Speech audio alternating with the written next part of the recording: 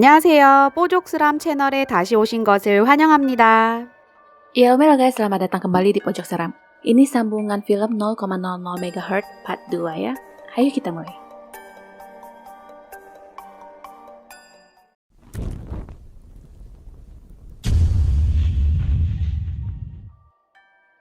Yunjung dilarikan ke rumah sakit sedangkan Sohee masih tampak aneh.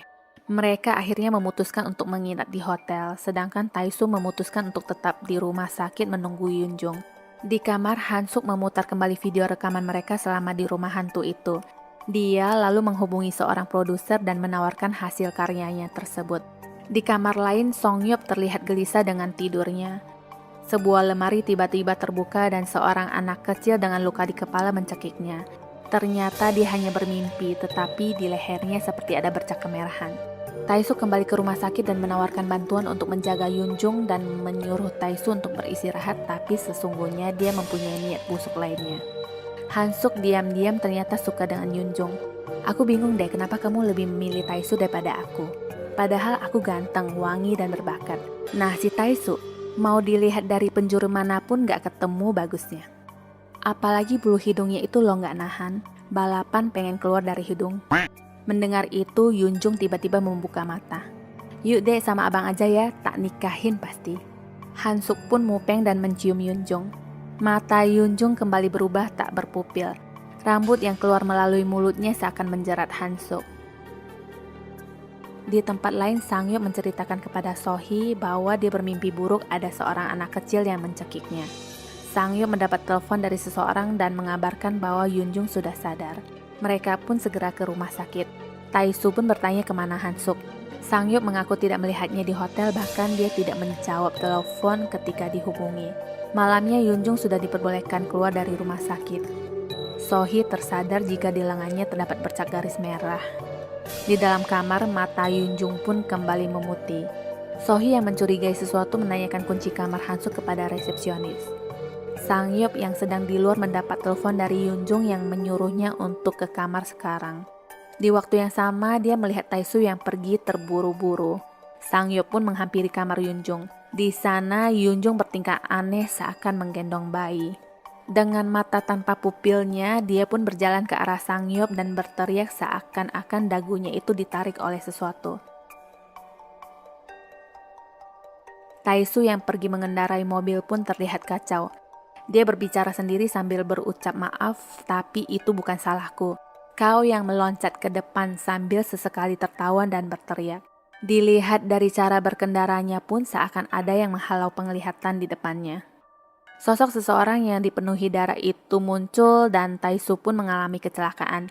Kembali ke Yunjung, kini dia berbicara dengan Sang-yeop sebagai seorang lainnya yang berkata, "Lama tidak bertemu, kau tampak sehat, bahkan menemukan wanita yang kau sukai. Apa kau bahagia sekarang setelah aku tidak ada?" Yunjung pun berubah menjadi anak kecil yang ada di mimpi Sang-yeop. Dia pun mulai menangis dan meminta maaf serta memanggilnya kakak. Dia mengatakan karena rasa ketakutannya pada saat itulah alasan kenapa dia meninggalkan kakaknya dulu. Hantu kakaknya itu mengatakan mempercayai Sang-yeop dan mengajaknya bermain seperti waktu dulu ketika mereka masih kecil. Di tempat lain, Sohee memutar rekaman video yang dia temukan di kamar Han-suk. Momen di saat Tae-soo masuk menemui Yujang, boneka yang digantung di atasnya itu bergerak cepat, bahkan badan boneka itu terputus dengan sendirinya. Setelah itu Yujang pun tampak bereaksi. Kembali ke Sang-yeop, hantu anak kecil yang dipanggil kakak itu mengarahkannya untuk menggantung diri. Sang-yeop tersadar ketika Song-hee datang dan memanggilnya, sedangkan Yujung yang kerasukan itu pun pingsan seketika. Sang-yeop mengaku tidak mengingat apapun setelah datang ke kamar itu. Sohee memberitahunya bahwa Yujang kerasukan hantu di rumah kosong dan sekarang hantu itu bermain dengan mereka. Sang-yeop teringat dengan Han-suk yang seharian tidak terlihat. Sohee pun mencoba menghubungi ponselnya.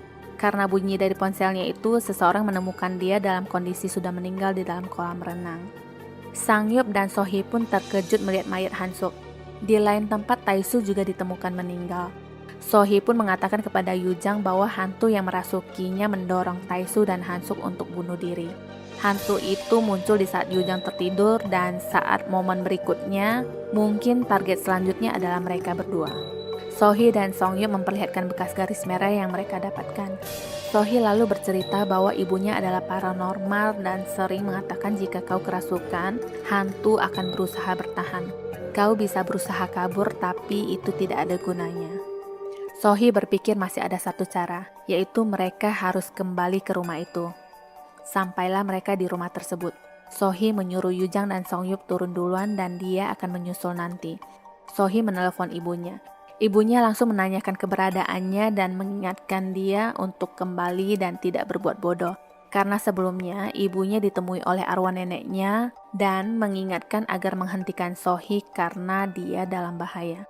Sohee curhat ke ibunya soal perasaan dan penyangkalannya selama ini yang sebenarnya bisa melihat hantu.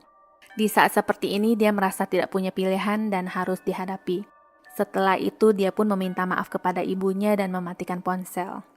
Yang lebih mencengangkan lagi, nenek yang ditemuinya dulu kini berada di sampingnya. Nenek itu ternyata adalah nenek Sohee. Mereka pun akhirnya mempersiapkan ritual. Sohee mengingatkan Songyup bahwa apapun yang akan terjadi, dia tidak boleh masuk. Sebelum Sohee masuk, Songyup mengungkapkan alasan masuk ke klub setan itu karena dirinya. Sempat ya waktu segenting ini masih ngomongin cinta-cintaan. Jam 2 subuh, waktu yang disukai oleh Ro dan ritual pun dimulai. Songyup berdoa di luar dan Sohee mengucap mantra. Barang-barang di dalam rumah pun mulai bergetar dan berjatuhan. Sohee ditemani arwah neneknya. Di monitor kini sudah menunjukkan frekuensi 0,0 MHz. Sohee pun dirasuki arwah neneknya. Dia bersiul seakan memanggil burung dan kini nenek Sohee memarahinya. Keluar kau sialan. Kau tahu siapa aku. Berhentilah berpura-pura. Hantu itu bahkan tidak merespon. Nenek itu lalu berkata, aku berusaha bersikap baik tapi kau mengabaikannya. Tidak ada pilihan. Nenek Sohee pun mengambil boneka yang direndam dengan darah itu dan mulai membakarnya. Yujung yang dirasuki itu pun terbangun dan tertawa terbahak-bahak. Nenek Sohee pun menyuruhnya untuk keluar dari badan Yujung. Tentu saja tidak semudah itu. Hantu itu mengatakan bahwa dia sangat tersiksa, terjebak dan terkurung di rumah itu. Sekarang nenek Sohee membentaknya. Sudah cukup main-mainnya. Hantu itu pun membalas berteriak tidak akan. Aku suka berada di dalam dirinya. Aku tidak suka di sini. Aku benci rumah ini, desa ini dan pria-pria di sini dan aku akan membunuh mereka semua. Singkat cerita, negosiasi tidak tercapai. Kesabaran nenek Sohee pun sudah habis. Waktunya dia memperlihatkan bagaimana mendisiplinkan orang pada saat zamannya dulu. Boneka mulai disulut api dan hantu itu pun dicambuk tiada ampun pakai daun kelor. Hantu itu yang dari meronta kesakitan menjadi terdiam dan kini tubuhnya terangkat.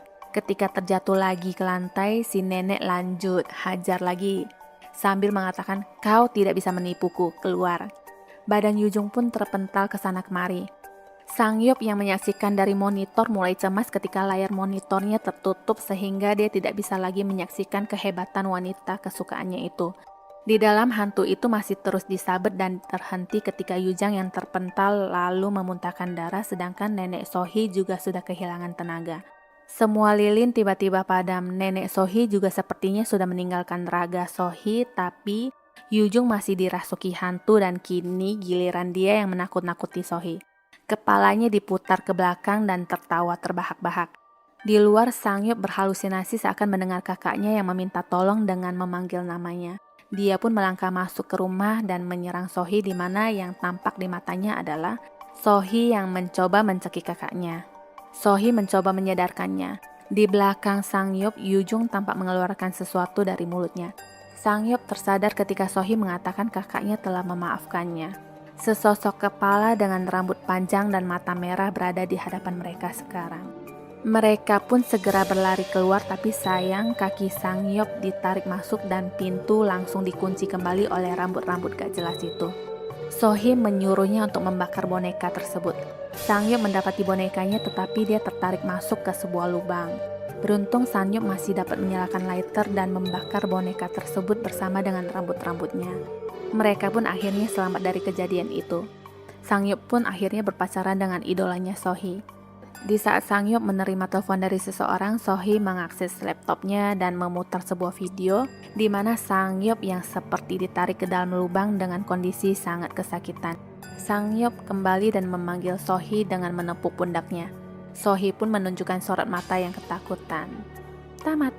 Mungkin nanti ada episode yang keduanya kali ya.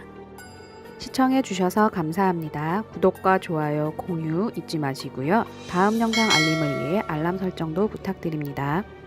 See you!